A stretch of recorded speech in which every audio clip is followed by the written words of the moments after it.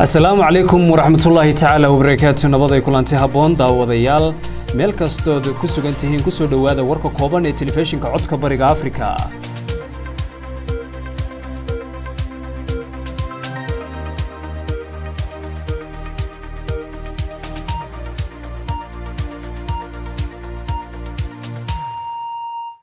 xisbiga kulmiye ee Somaliland ayaa beeniyay inuu golaha dhexe ka tirsan yahay siyaasiga muranku ka taagan yahay ee uu madaxweynuhu u soo sharaxay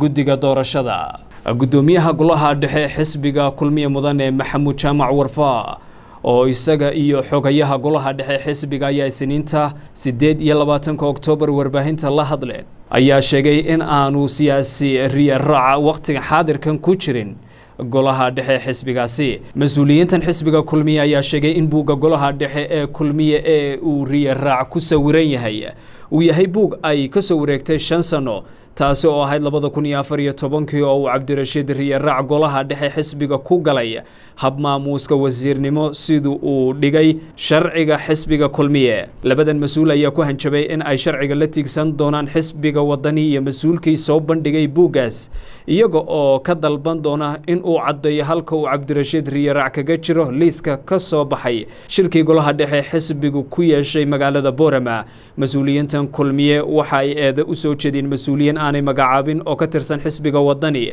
balse hore uga tirsanaan jiray xisbiga kulmiye kuwaas oo ay sheegeen in ay yihiin raggii markii ay wasiirada ahaayeen soo saaray sharciga xisbiga kulmiye dhigaya in wasiirku uu toos uga mid noqdo golaha dhexe xisbiga. mas'uuliyiintan kulmiye ayaa sheegay booskii uu waqtigaasi siyaasi Cabdirashiid riya raac ku jiray inuu imika ku jiro xildhibaan ka tirsan golaha baarlamaanka waxaanay ballan qaadeen in ay golaha wakiilada u gudbin doonaan waraaqo cadeynaya in aanu Cabdirashiid ka mid ahayn golaha dhexe iyaga oo ku lifaaqi doona buugga ay ku qoran yihiin xubnaha golaha dhexe ee ka soo baxay shirkii Boorama. xisbiga wadani ayaa xadda 27 Oktoobar soo bandhigay buug ay ku qoran yihiin magacyada xubnaha golaha dhexe xisbiga kulmiye isaga oo ku xaqiijiyay doodiisa ah in aanu Cabdirashiid ka mid noqon karin guddiga doorashada maadaama oo uu xubin ka yahay xisbi siyaasi ah. suldaan abuukar cilmi wabar oo ka tirsan madax dhaqameedka gobolka Awdal ayaa sheegtay mas'uuliyadda dablay aroornimadii hore ee Isniinta 28 Oktoobar weerar ku qaaday saldhigga dhexe magaalada Boorama. israsaasayn muddo kooban socotay oo dhawaaqeeda laga maqlayay xaafadaha magaalada ayaa dhex martay dablay hubaysnayd ee weerarka soo qaaday iyo ciidamada waqtigaasi ku sugnaa saldhigga dhexe ee Blaiska. suldaanka oo isla Isniinta 28 Oktoobar qaar ka mid ah warbaahinta khadka telefoonka ugu waramay ayaa sheegay weerarkan oo ay qaadeen ciidamo ka tirsan jabhadiisu uu yahay dhoolatus ku soo wajahan Somaliland sida uu hadalka u dhigay waxaanu ku hanjabay inay sii wadayaan weerarada. dhinaca kalena taliye ku-xigeenka ciidamada Blaiska Jamhuuriyadda Somaliland oo galinkii dambe ee Isniinta 28 Oktoobar warbaahinta la hadlay ayaa xaqiijiyay weerarka lagu soo qaaday saldhigga dhexe ee Blaiska magaalada Boorama isagoo cadeeyay in weerarkaasi aanu wax khasaare nafeed ah gaarsiinin labada dhinac midnaba. taliye ku-xigeenku waxa uu sheegay in ciidamada Blaisku ay baacsadeen dablaydii weerarka ahayd oo uu sheegay inay xadka Itoobiya ka talaabeen isagoo intaasi ku daray in xaaladda nabadgelyo ee magaalada Boorama ay nabad tahay wax dhibaato ahina aanay jirin. wasaaradda arrimaha dibadda ee dalka Fiidland ayaa ku dhawaaqday in ay Soomaaliya ugu deeqayso lacag dhan 8.9 milyan oo dollar oo ay sii marinayso bangiga adduunka. afayeen u hadlay wasaaradda arrimaha dibadda Fiidland ayaa sheegay in dawladdiisu ay ku qanacsan tahay horumar ballaaran oo uu sheegay in ay hay'adaha dawladda Soomaaliya ay sameeyeen iyo in dib u habeyntii intii ka dambeysay sanadkii 2012 lagu sameeyay hay'adaha maaliyadda ee Soomaaliya. sidoo kale safiirka Fiidland u fadhiya Soomaaliya Danjire Eric Lamberg ayaa sheegay in dawladda Fiidland ay ka go'an tahay in Soomaaliya ay ka caawiso sidii ay uga gudbi lahayd caqabadaha jira isla markaasna ula jaan qaadi lahayd horumarka iyo dib u dhiska dalka dalka. dhinaca kale agaasimaha xafiiska bangiga adduunka ee Soomaaliya Heg Reidel ayaa sheegay in taageerada maaliyadeed ee Finland ay bangiga adduunka u suurtagelinayso in uu sare u qaado taageerada uu ka geysto wanaajinta adeegyada muhiimka ah ee Soomaaliya.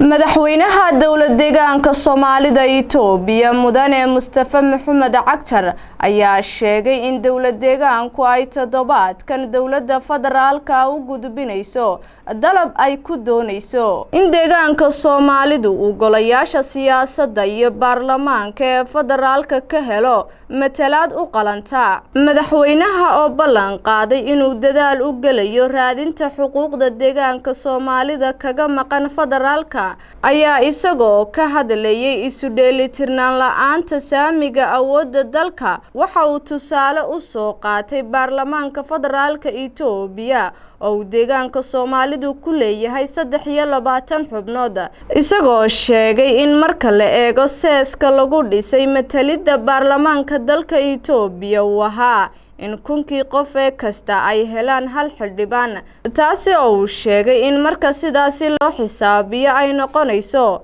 in Soomaalida oo 6 milyan ahi ay helaan 60 xildhibaan. madaxweyne Mustafa oo hadda 27 Oktoobar hadal ka jeediyay munaasabad magaalada Jigjiga ka dhacday waxa uu ballan qaaday inuu dadaal u gali doono sidii uu ugu yaraan 50 xubnood loo gaadhsiin lahaa tirada xildhibaanada deegaanku ku leeyihiin baarlamaanka federaalka. madaxweynuhu waxa uu arrin aan la aqbali karin ku tilmaamay in qoomiyadda Soomaalidu ay hesho 23 xildhibaan halka qoomiyadda Tigrayga oo aad uga tiro yari ay baarlamaanka federaalka ku leedahay 38 xildhibaan. waxa aanu dhaliilayay inaanay aqoon-yahanka iyo shacabka Soomaalidu aanay ka hadlin arrintaasi oo uu sheegay inay u muuqato inaanay xanuun ku haynin. dhinaca kalena madaxweyne Mustafa waxa uu sheegay in aanay Soomaalidu wax dan ahi ugu jirin 4 xisbi ee hadda gacanta ku haya talada dalka Itoobiya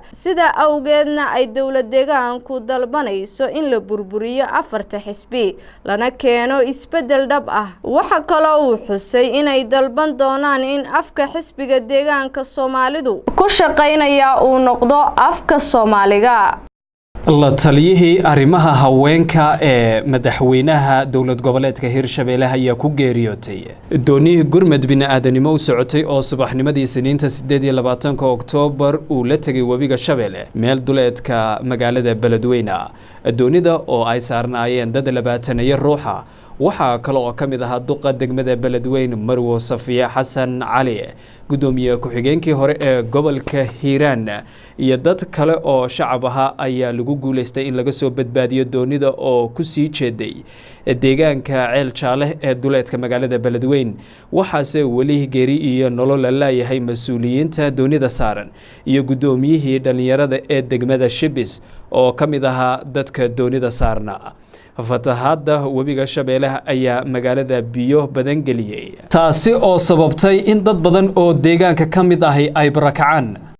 waa tahay daawadayaal intaas waxaan ku soo gabagabaynaynaa warka kooban ee telefishinka codka Bariga Afrika. warka xiga oo ku bixi doona luqadda afka Ingiriiska waxa idin la socodsiin doona wariyaashana luqadda afka Ingiriiska inta ka horeysa warkan laanta afka Soomaaliga waxa si wada jir ah kula socodsiinayay Shabcaan Maxamed Xaaji anigoo ah xamse xirsa xayda. sidoo kale daawadayaal waxaad naga daalacan kartaan degalada aan ku leenahay baraha bulshada ee YouTube-ka iyo Facebook ee telefishinka codka Bariga Afrika. dhammaan akhyaarta kala duwan ee igala qayb qaadatay soo jeedinta iyo wartabinteeda waxaan ku dhaafinaa sidaa iyo amaana Allah.